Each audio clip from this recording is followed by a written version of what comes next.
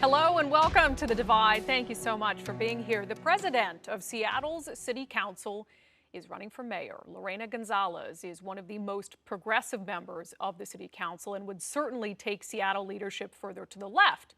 But is Gonzalez suddenly changing her tone in order to appeal to a wider range of voters? We compared some of her statements as a now mayoral candidate to her actions as a councilwoman. As the Seattle City Council rushed to defund SPD, it ignored calls from Mayor Jenny Durkan to slow down. And I continue to have concerns with the council's decision to make cuts before developing a plan. Council President Lorena Gonzalez was among those leading the charge, defending the council's decision to act quickly amid a racial justice reckoning. Instead of buying bullets, violence, and intimidation, we are choosing, this city council is choosing, to invest in peace and restoration of communities that have been ravaged by generations of racism. But now, just months later, as she embarks on a campaign for mayor, Gonzalez is taking a very different stance. Do you still believe that you can achieve a 50% reduction in SPD's budget? You know, after doing all of the analysis that we did last year, I think it would be extremely difficult to achieve a 50% reduction in the Seattle Police Department's budget. I think that there are still opportunities to make the police department more efficient and effective and get them focused on true core law enforcement functions, but we need to keep doing our analysis.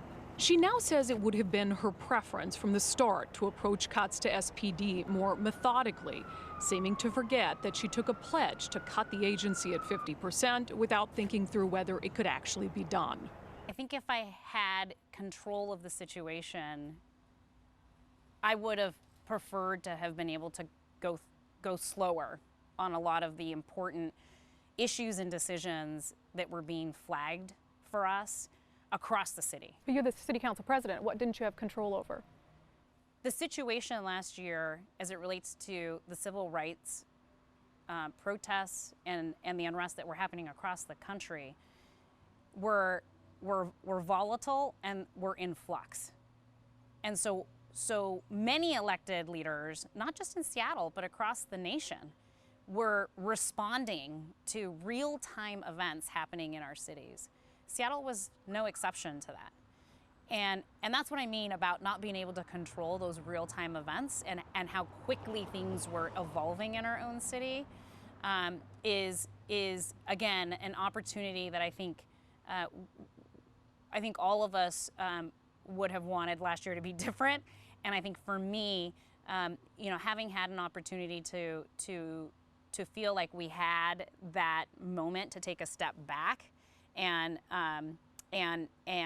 slow down our processes would have been something that I think you know, I had hoped we would have been able to do. But is that the only narrative that Gonzalez is rewriting as she tries to woo voters? In our interview, she claimed repeatedly that she spoke out clearly about the violence and vandalism that accompanied calls for police reform. Why was it so difficult for you guys just to come out and say, look, we support the peaceful protesters with an important message, but we don't support the violence and vandalism? Mm-hmm. Why was that such a challenge? I can't speak for other council members. I can only speak for myself. Okay, why was it a challenge for you? You'll have to talk to other people about sort of. Mm-hmm. I'm not going to take responsibility for the full council because we're all independently elected officials. Why was it challenging for you? I'll tell you from my perspective what I think is really important. I don't support violence or acts of violence as a tactic, and I did make some statements about how I don't support those kind of tactics, and I also made statements pleading people to keep the peace. And that is something that I truly believe. I come from a protest movement. I come from the immigrant rights movement. That's how I got involved in civic life to begin with. So I understand deeply how important it is for people to be able to express peacefully their First Amendment rights. But I don't believe that it is good for our movements to destroy property and to destroy each other and to destroy neighborhoods. Were you forceful enough in the moment at expressing that? You know, I don't know how else I can express it besides the way that I just said it, and it's sincere. Following our interview, we gave her campaign a chance to provide examples of instances where Gonzalez spoke out publicly about criminal unrest. Her campaign did offer 2 examples of her condemning violence directly. Once after the riot on May 30th in downtown Seattle. She wrote in a statement that focused mostly on investigating the actions of police. "We ask that people who are still downtown please go home. We do not want additional escalation, nor to learn of more injuries, whether to protesters or first responders." 2 days later, she again urged an end to violence, but seemed to target her words at the police in particular. Many of us are survivors of this system of oppression. And what I saw this weekend was a manifestation of that frustration and that anger. And it's up to us to figure out how we can express our frustration in a way that will have systemic change. And there's a lot of different ways that that can look and a lot of different shapes that that can take. And I just hope that we can encourage each other to hold each other in community, to not subject each other to additional acts of violence and trauma, and to hold those who do engage in violence, especially if they have a badge, accountable. But of course, a lot happened after those comments on June 1st that the councilwoman did not speak out about. Unrest continued in Seattle for months. City blocks were taken over and firebombs were thrown at police buildings. And while she did not speak out forcefully about the occupied protest zone known as CHOP, Gonzalez did see fit to condemn the tactics of demonstrators who targeted the homes of her fellow council members. In a statement, she wrote, "Demonstrations are a protest tool, but using that tool to create an environment by which people and their family members feel unsafe in their own homes is not something I can support." But even that statement exposes an inconsistency in the messaging Gonzalez is now adopting as a mayoral candidate. In our interview, she took a collaborative tone when it comes to her relationship and respect for current Mayor Jenny Durkan. I have had an opportunity to work well with Mayor Durkan on several things, particularly in the area of education and early learning, and have a huge amount of respect for our ability to be able to work on things that we have common ground on. But the truth is that their relationship has been anything but cordial, especially during last year's debate over police cuts. The simple fact is that the mayor does not like our plan. She is spreading misinformation and fear about what the council intends to do in order to undermine our genuine efforts to transform community safety in our city. And that brings us back to her statement condemning the actions of protesters who showed up at the homes of city council members. When Councilwoman Sara Nelson led protesters to the door of Mayor Durkan's house, Gonzalez had no statement to offer and later declined to launch a council investigation into Sawan's actions, which raises questions about whether a Mayor Gonzalez could truly be part of purging the toxic environment at City Hall, an environment that she herself contributed to. I don't think anybody's looking for 100% agreement all the time, but it is about making sure that you have a strong working relationship with a co-equal branch of government. Yeah, and first let me just say quick, I do appreciate Lorena Gonzalez taking the time to sit down with us. I'm sure it's not a surprise to you, but I'm not sure this is a favorite show of Seattle's city councils. We appreciate her taking so much of her time. And of course, the campaign for Seattle mayor is something we're going to be tracking really closely. We do hope to have more candidates on the show. And one more thing I want to mention about Council President Gonzalez's campaign. I think we'd be remiss if we didn't acknowledge the really impressive nature of her life. And how she got to this point. She's a first-generation American. She worked on migrant farms in central Washington as a young child. She went from there to graduate from law school, became the council president in our state's largest city, and now is a clear front-runner to become its next mayor. That is something to be impressed by, although it does not absolve her, obviously, from scrutiny. All right. Coming up after the break, a business owner has stepped forward to run for the council seat Gonzalez is leaving behind. Why she hopes Seattle voters are ready for a more comparatively moderate choice. Also, in keeping with our Seattle City Council theme today, Councilwoman Kshama Sawant, the woman who wants to abolish police, now wants police to take a crime against her more seriously. We'll discuss the accusations she's making coming up. As we discussed last segment, Seattle City Council President Lorena Gonzalez has launched her much anticipated run for mayor, kind of the worst kept secret in Seattle politics. But it means we expect a lot of candidates to come forward to run for her seat. One of them is Sara Nelson, who launched her bid this week. She is the co-owner of Fremont Brewing and says she would bring common sense back to City Hall. We can't ignore the fact that Lorena Gonzalez, whose seat you are seeking, has announced a bid for mayor. Yes. Did you choose this seat with the belief that she would not run again? Yes. Well, I chose a seat that I thought would be most likely to be open. And Teresa Mosqueda had already announced that she was going to run for re-election. That left the other citywide positions. So that is why I ran for this one. Can I ask you, not that it's about your campaign, but do you think Lorena Gonzalez is a good choice for mayor? I think that her record, her legacy on city council would indicate that that we need somebody for mayor who's able to address the problems that she has not been able to really move forward since she's been president of the council, or even before that when she first got elected.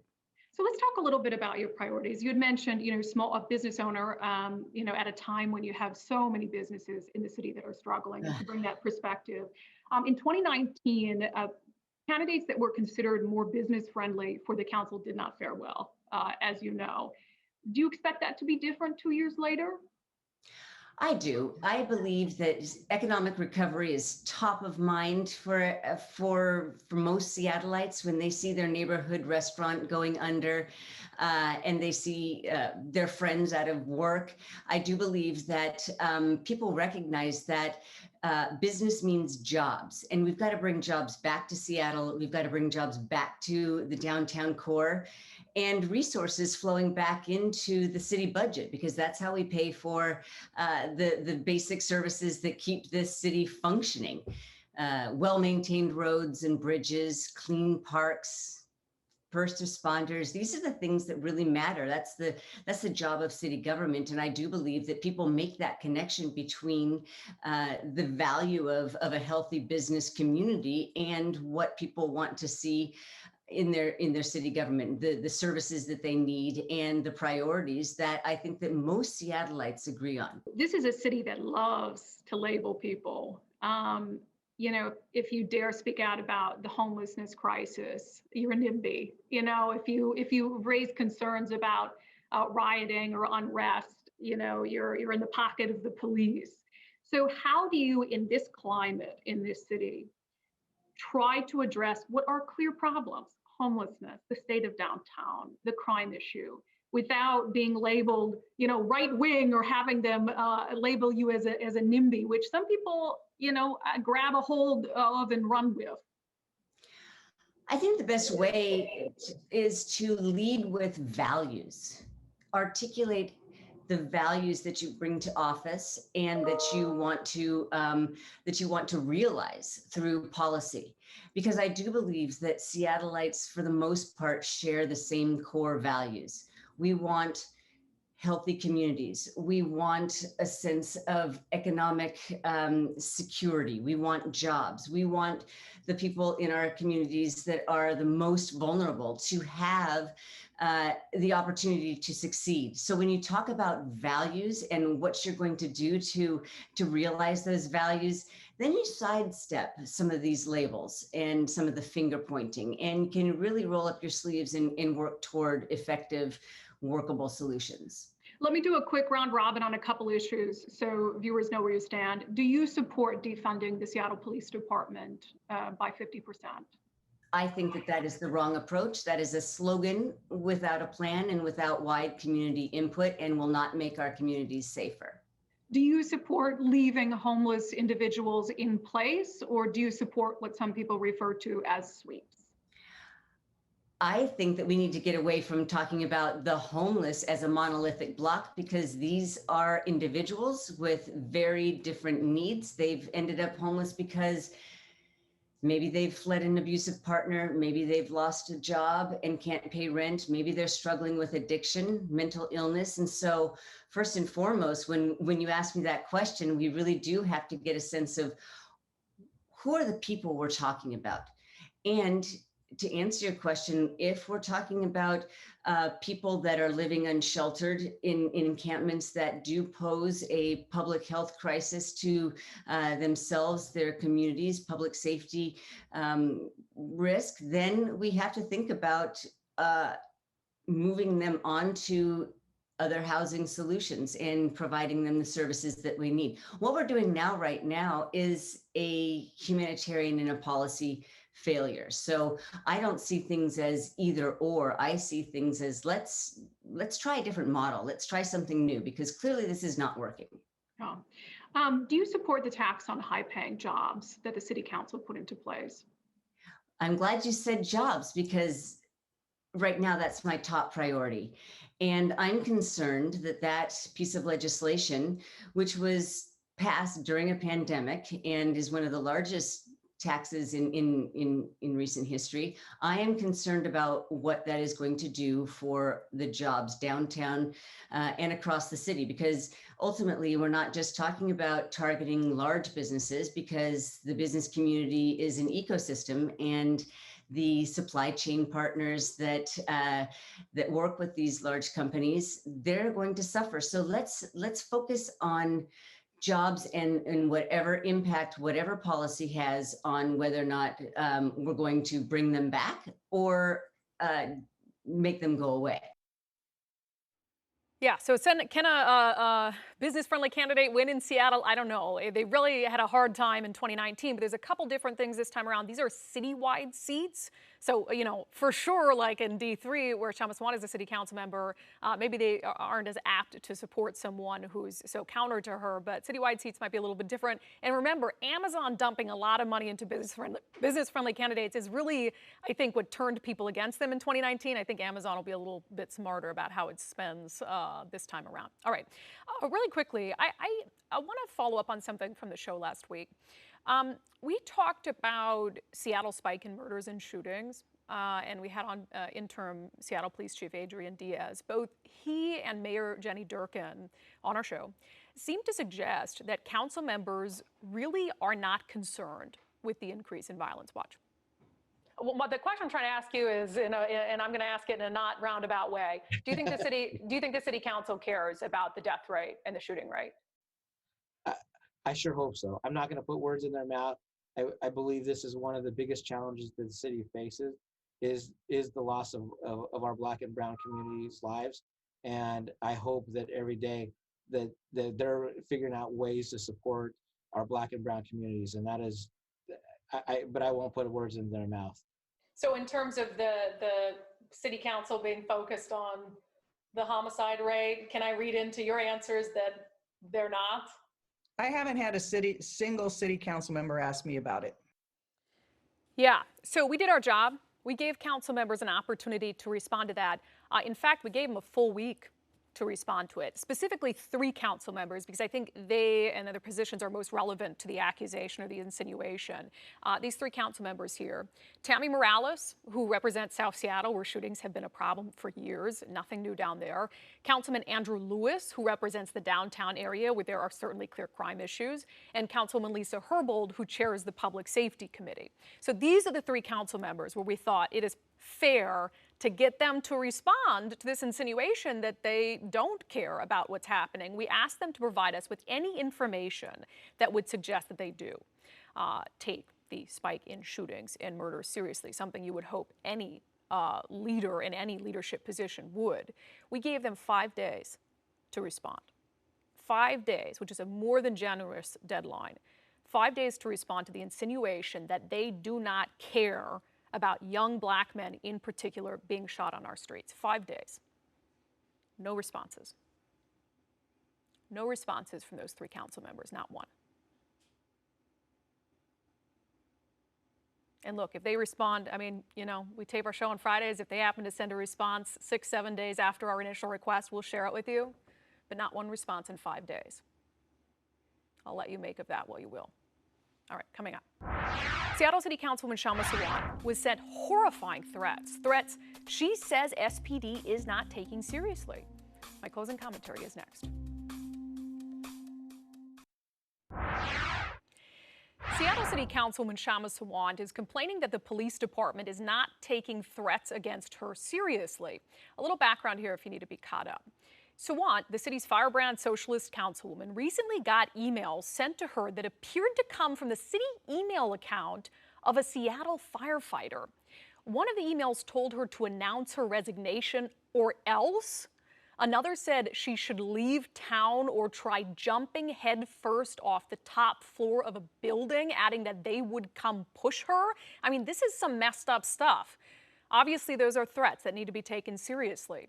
Well, it seems, unlikely to me that a city employee would be dumb enough to send threats to a city council member from their official city account. SPD needs to get to the bottom of who sent those emails as quickly as possible and hold that person accountable. But Sawant says the investigation isn't progressing to her satisfaction.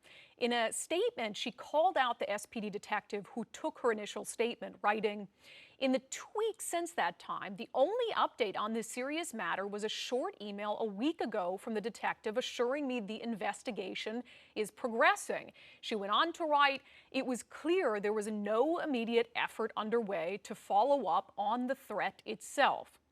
And look, for the record, Sawant deserves to have a thorough, timely, and professional police investigation. Period. Period. But nothing she's alleging is unusual for a police investigation of this kind, one that involves following complicated electronic evidence and one that is being done by a single case detective, a detective who has other cases to work on at the same time. In fact, the only thing unusual about this case and this investigation is that Sawant took the emails to social media before making an official report to the Seattle Police Department. But again, however this case came to be in the hands of SPD doesn't matter. The emails are serious, the person who wrote them is dangerous, and Sawant deserves to know that everything possible is being done to prevent that person from victimizing her further. But here's the thing. Every crime victim deserves that, not just Sawant. They deserve to have a police force that can dedicate time to investigating these crimes. But that requires a police force that is commensurate with the size of the city it serves. It's not rocket science. Fewer officers to respond to crimes, fewer detectives to investigate those crimes, and fewer victims who get the level of service that they deserve. And that's where I think Sawant can help not only herself, other victims. My office considers it our moral and political duty to join with the community members who are demanding that the Seattle Police Department budget be cut in half. The irony is not lost on anyone that Sawant, who supports defunding the Seattle Police Department, is now calling on that same police department to investigate a crime against her and to do so quickly. Again, something that every crime victim deserves, regardless of their views on policing. But the next time Sawant makes statements like these, as Socialist City Council member, I have joined the movement that I am a part of in the call to defund the SPD by at least 50%, starting immediately. The next time she makes statements like those, perhaps she should stop to think about crime victims like herself. People who wait hours for a police response, who wait days, weeks, months, or even years for justice. Sawant is far from the only crime victim in Seattle who feels their case needs more attention. So perhaps she should think long and hard about that as she pushes to get rid of the very officers she's now turning to for help. All right, thank you so much for joining us on The Divide. And don't forget, download and subscribe to our podcast to get full shows and extras on the go, including extended interviews. In the meantime, I'll see you all tomorrow on Q13 News This Morning.